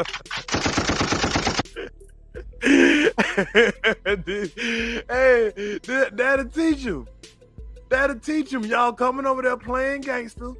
You playing with a man, beating up on him and his brother, bro. All about the mama tried to show you, bro. It's not what you think. Chill out, relax. And this shit went way farther than you wanted to because you presented a danger. You can't go out there waving guns at folks. And now you all in the car trying to get all in the where the feet supposed to be at. Nigga, your body ain't supposed to be down there. That's where feet go at. You all down there trying to curl up. Now you trying to get lower than where your feet supposed to be. I notice you're wriggling a little. Is everything okay? Yes, just a bit uncomfortable. Okay. We'll talk about that in a little bit. Tell me about this point. You're all in the car. All the doors are closed. Is the vehicle moving? The car is moving. Yes, we're driving. Can you still hear the shots hitting or firing, anything like that? God damn, boy. Look at this nigga armpits, man. Look at this shit, y'all. I ain't gonna lie. I sweat a lot too, y'all. I ain't gonna lie. If this was me up here, I'd probably be sweating worse than this. If this was me, I'd probably be worse than this. I'm what I call I'm a obsessive sweater. I say I got sensitive sweat glands because it don't matter. I start sweating bad, so I can't even pick on this man for sweating like this. I probably be worse. But damn, brother, this nigga done soaked up this shirt. Boy, you should have wore a tank top or something under this. You should have wore another t-shirt under here. I would have wore another t-shirt under here because I would have known that I was gonna be sweating. Only how I would have had this shirt on without a t-shirt if I was locked up. Salute the Mix for that 10. I appreciate you, my brother. He said, look at that swamp under his armpit. He started going up to his neck. Right. That shit wild, boy. That nigga got the whole courtroom funky as a motherfucker. I ain't lying. Yeah, it took a minute for Keyshawn to get the car and drive, so I'm kind of laying on top of Chris as much as I can.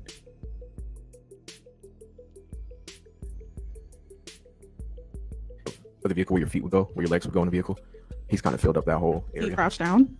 He's laid down basically, so I'm like kind of laying on top of him trying to get where he's at, but these niggas piled up on top of each other. Hey, these niggas can't get up under each other. Boy, these niggas laying on top of each other. Boy, oh please, begging for life now. Why did we come over here? Oh no, not about her. This woman got y'all niggas in the foot. back in the back seat on the foot, laying on top of each other. Grown ass men laying on top of each other and get low. Trying to get low as possible, boy, get them shot. Y'all didn't know when that all y'all heard was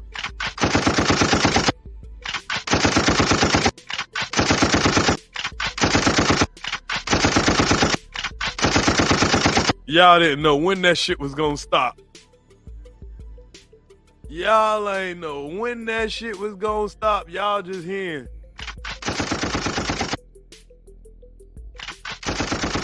Y'all in that bitch piled up like. If you listen, help, help, help. God, if you listen, help, help, help. God, if you listen, help, help, help. God, if you listen, help, help, help.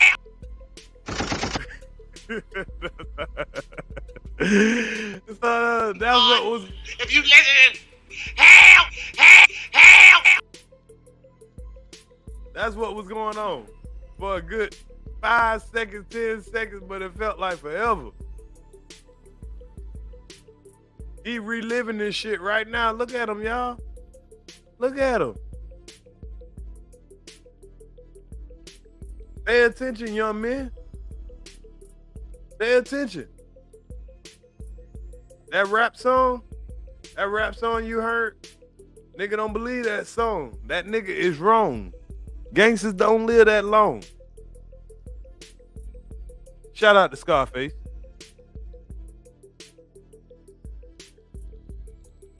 There's no more room. You said the car doesn't move for a minute. Do you mean a literal minute, or is that just your way of expressing yourself? Just a form of expression. If we sat there for a minute, we all would have died. So it was maybe 10 seconds to be literal. Okay. And you said the vehicle doesn't immediately move off. What happens? Describe that for us if you can.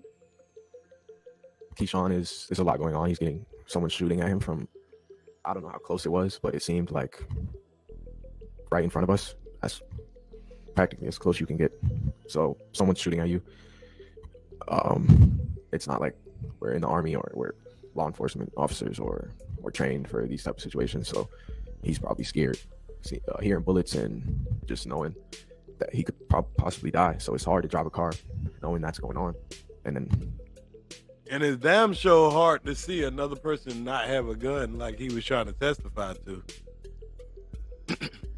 Because he was over there swaying up and down that the other guy didn't have no gun. But nigga, you dodging bullets. How the fuck can you see another dude not having a gun when you dodging bullets? How could you not see a dude if he out the window with a gun if he dodging bullets? Like that lady say, if he would have been ducking, he would have lived. But he was out the window trying to point that gun. That's why he got shot. He was playing gangster.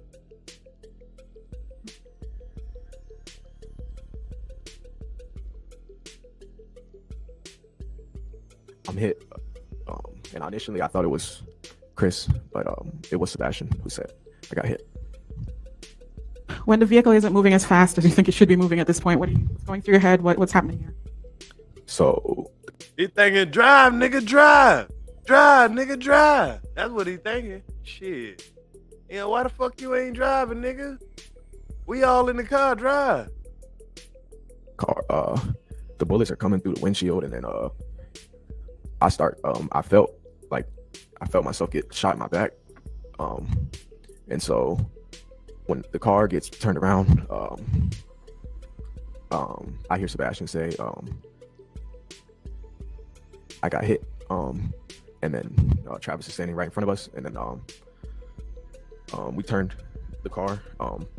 And I'm still laying on the floor at this point, just trying not to get hit with any bullets. And then when the car finally, this isn't something I can see, but I'm aware of the cars, and you can feel when you're in a car and it's moving, regardless if you can see or not. So I feel the car moving, and I guess we turned around to leave, but then we just stopped, or it seemed like we just stopped. It seemed like the car stopped moving. So I feel myself get shot in my back, This is the second shot. Yeah, it is. I got after I felt another shot in my back. Oh shit, he got shot twice. I ain't know that, y'all. Salute the Mix for that fire. He said he is sweating because he know he going to jail and do the 3-point stance, young man. Oh yeah.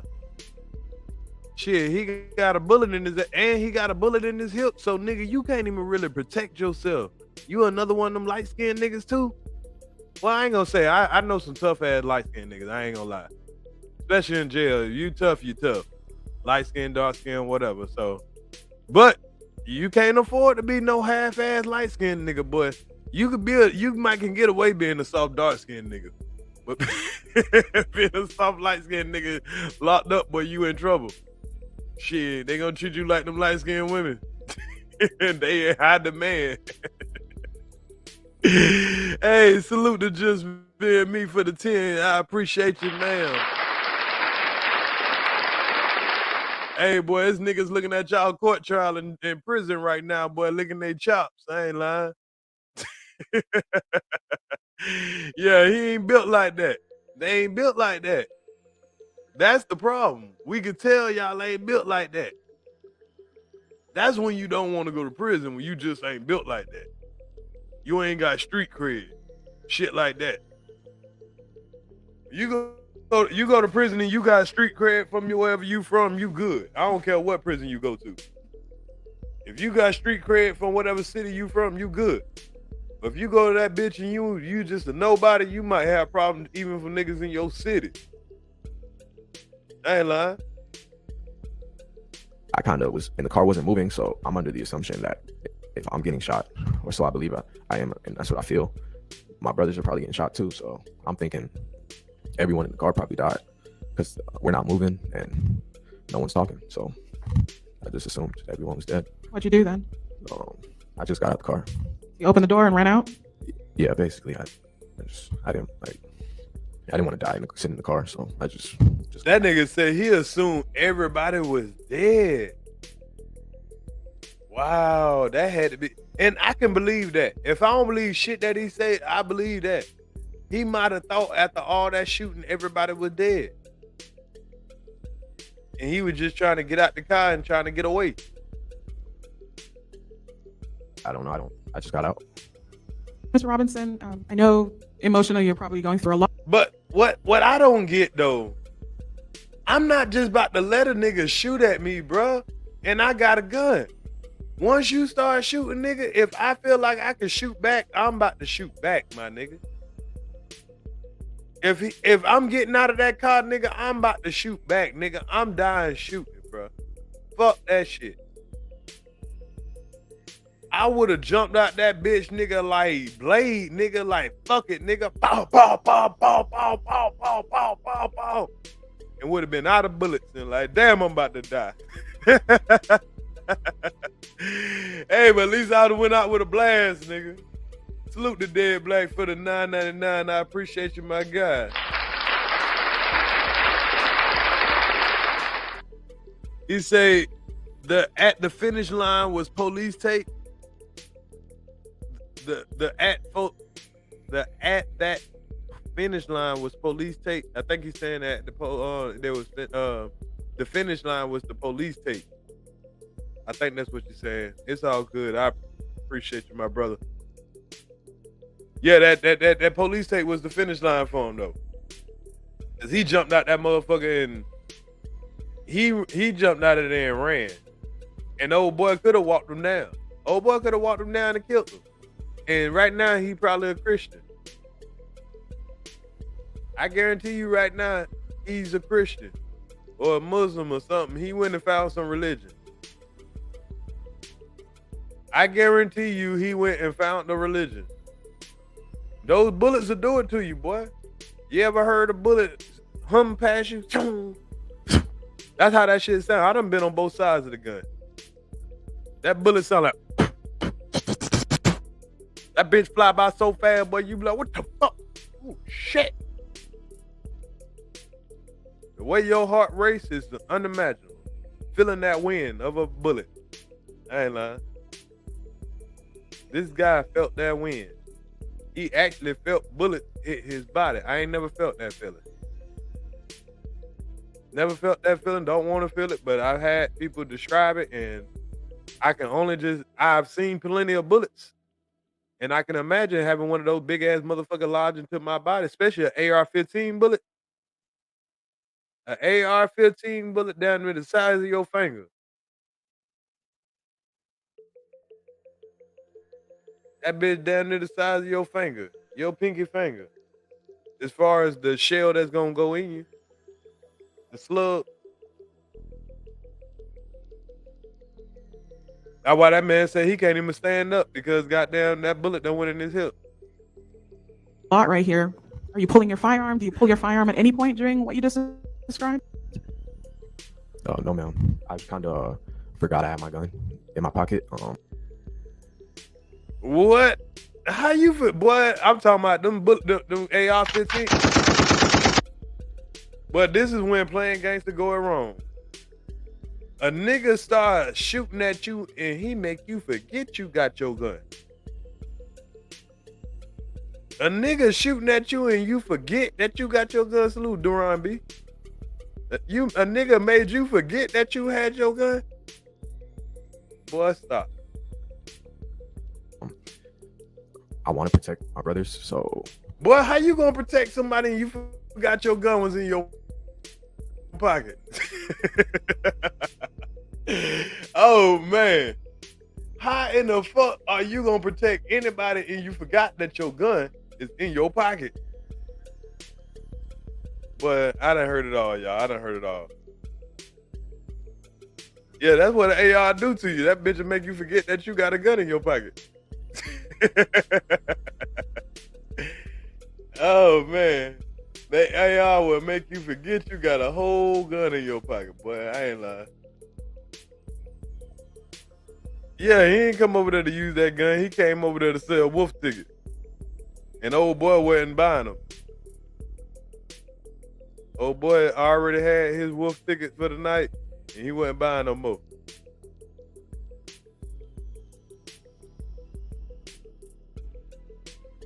It's not. I would never intentionally allow myself, or I would never intentionally. You never intentionally bring your ass over to somebody's house again, doing all that pump faking. That's what you would never intentionally do. That's what you would never intentionally do.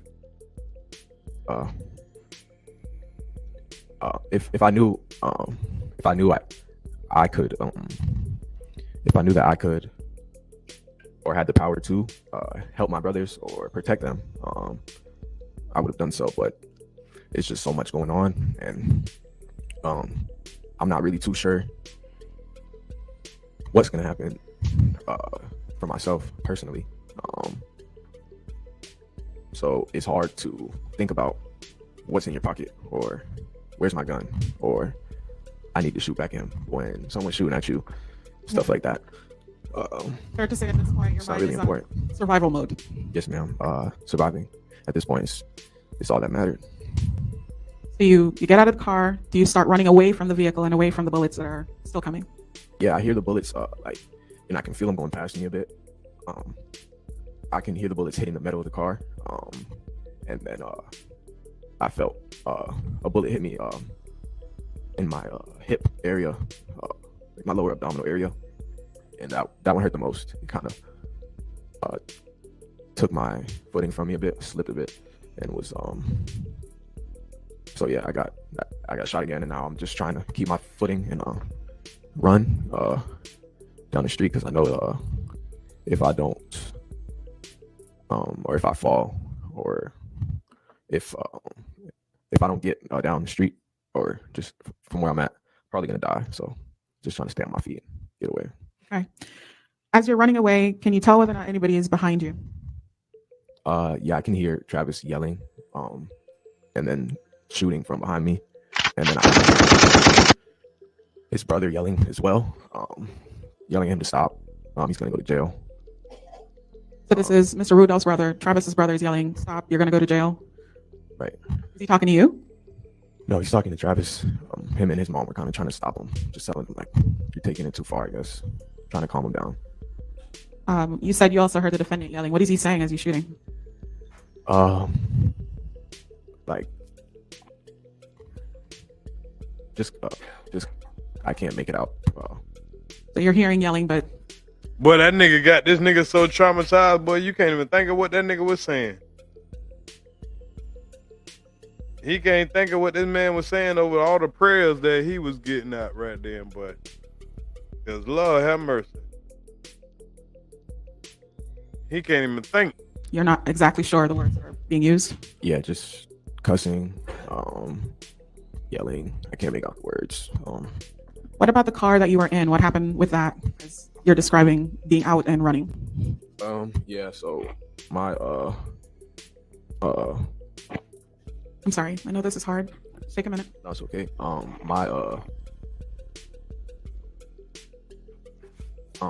Oh yeah, my brother didn't see me get out the car, so he was trying to leave.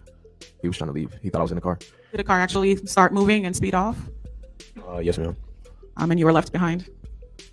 Yeah, not intentionally though. Of course. So you're running for your life at this point, I'm guessing. Is that correct? Correct. Where do you go to? Initially, I'm trying to first just flee, like get away from, first get out of trouble. So just get in a position where I'm no longer being chased. So I ran behind some houses, where it kind of got dark at, and just was trying to just get to a position where, like I said, someone wasn't chasing me. And then after that was kind of when I realized like what shape I was in. I was in pretty bad shape, so it kind of shifted from surviving to seeking help. Just whoever. I didn't have my phone on me. I left it in the car, so this obviously was a huge mistake. So I was just trying to see if anyone was readily available with a cell phone or anything to help, but nobody was outside. It was pretty late at night, understandably. I knocked on a few people's doors. Nobody really was awake. I believe there was one house I knocked on the door, and they didn't really respond much, but I could see through the window. The window was open. I could see they were standing by the door, looking.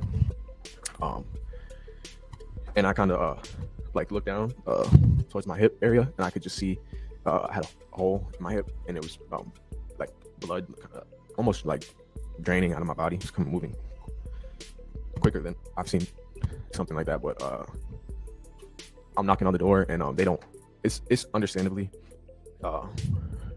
I wouldn't say it's a bad area. We live in West Palm Beach, so there's not much areas that are too bad, but this isn't the nicest area. So it's understandable that at 12 at night, someone's knocking on your door, telling you they got shot. Probably not going to answer it. So I'm knocking on people's doors, but they're not really much assistance. Really answering, coming out, helping. No, but it's understandable.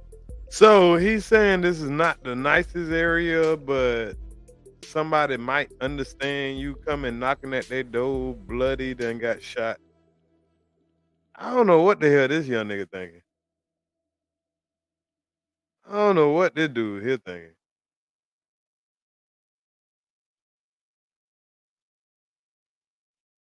Got it. Do you at some point realize you still have the firearm in your pocket? Yes. I noticed it's still in my pocket. As I started realizing how serious my injuries were, I'm kind of checking my Like checking your body? Yeah, like my lower body, just to see if I got shot. And that's when I'm feeling my pocket. I still have my gun in my pocket. And then at this point, I'm just kind of scared because I'm hearing sirens in the distance, and I'm just aware that a lot of people were probably calling the police saying that somebody was shooting, because there was a lot of shots that I heard. So I didn't want them to think I was shooting anyone, and I didn't want a delayed medical, or I didn't want to delay my medical attention. So I just felt like it was best. I didn't have it on my person, so I kind of just threw it in the where I was walking at. I kind of just I had sweats on, unzipped my pants, and just threw it on the floor. And as I crossed the street, I noticed the next house was their lights were off, so they probably weren't home. So I just sat down. When you got rid of the firearm, did you like hide it under a bush or dig a hole or anything like that? No, I kind of just threw it. Like I didn't want them, like I said, think I was shooting people or anything like that. So I kind of just threw it in. I don't even know where I was walking at. Just kind of dropped it. And you said you found a place that seemed dark and quiet enough and you just sat there? Yeah, you could say that. I was just knocking on people's doors and they weren't answering. So I went to the next house and their lights were off. So I kind of just accepted. Yeah, kind of just accepted the I don't want to say my fate, but I kind of accepted the consequences of my actions. And I just sat down. I was tired, so just ready to rest. Could you feel yourself changing in strength as you were around this period of time? Yeah, I could feel myself dying. You could say I was losing strength and just the ability to communicate my energy. Yeah, I could feel I was dying. So I just sat down. You can only fight so much, so I couldn't really find anyone, and I didn't have my phone to call the police. So he felt like he was dying. I'm dying. Oh Lord! Wow. I couldn't find where my brothers were at, so I just sat down. Now he's looking for his brother. How did you, if you did, end up getting any help? There was a young, older gentleman. Not older, sorry, that's rude, but older than me, and he was in the street. And he had a phone in his hand. He was running towards me, saying he heard everything, and that the police are coming. He was saying like, "Don't worry, they're coming. They're on the way." Okay. Starting to get hope at this point? No, I wouldn't say hope. I wasn't too. Yeah, he knew his dad might go to jail. Like if I was gonna make it or not at this point, I'm kind of just. I heard one of my brothers say he got hit, so I'm kind of just wondering what's going on, where everyone's at. I wouldn't say I had hope, but there's obviously a sense of relief in knowing help is coming. At this point, did you know what had happened with Sebastian that you'd heard was hit, or any of the other friends that you had in the car? No, ma'am. I was relatively ignorant to basically the status of any of my brothers, just because I wasn't with them anymore. And as I'm asking the law enforcement like what's going on and stuff, they're kind of just they don't have much info for me, so I didn't know much of anything. All I knew was I had been shot multiple times, and that I was on the way to the hospital, and I probably needed surgery. So really all that was on my mind was like, if I'm in this, if this is the condition I'm in, hopefully my brothers aren't in a similar position. So, boy, this boy here is traumatized. I feel bad for him, y'all. I feel bad for him. I ain't lying. But y'all, we gonna stop it right there, and we gonna start a new live, and we gonna shift. We gonna shift to some breaking news. So I already set the live, y'all. I'm gonna go ahead and start the live. If y'all want to go ahead and shift over there, I'm gonna start it up at 11 o'clock. We gonna go over this skinny video and let's see what we think, man, if it's real or fake. So we're gonna come back to this video tomorrow, and we're gonna check out his testimony and the other guy that was at the scene also. We're gonna get his version of it. But y'all meet me on the other live. I just started it, so I'll see y'all on that one. Wickmade 912. I'll see y'all in about 5 minutes. Salute.